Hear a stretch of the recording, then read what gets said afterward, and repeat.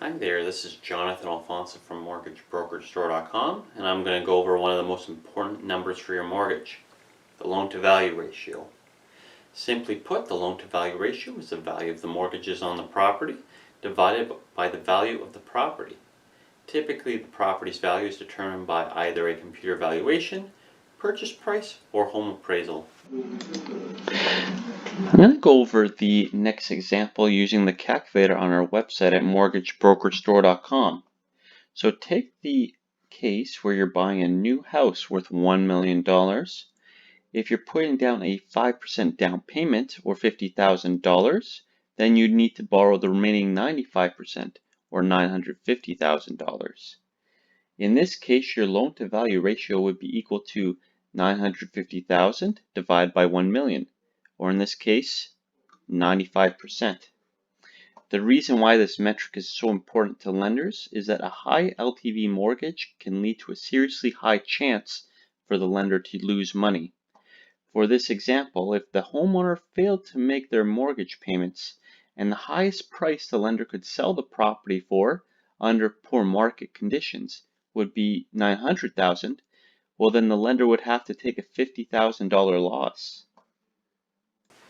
When applying for a mortgage on a property you already own, you'll need to consider the total of all existing secured debts in addition to the value of the mortgage amount requested. A common mistake is not including lines of credit, which are technically considered to be mortgages, or secured liens in the LTV ratio calculation. In a mortgage transaction, a lawyer will typically be used to confirm the secured debts and their values. There's a particular name for a mortgage at an LTV ratio of more than 80%, and that is a high ratio mortgage.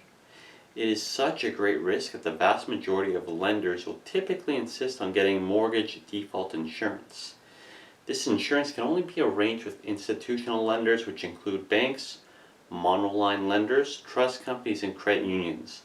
They cannot be arranged with private mortgage lenders. If you've been turned down by private mortgage lenders even after meeting their LTV ratio requirements, then there are usually some other factors at play. Usually these include pending legal actions, will or estate issues, or tax issues, amongst other things. In these cases, you'll typically need to go through a mortgage broker that is experienced in sorting these kind of issues out.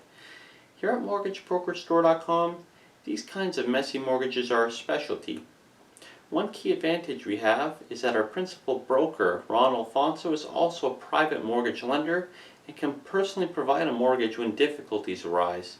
So if you think you might need help, you can contact Ron directly at 416-499-2122 or via email at ron@mortgagebrokerstore.com.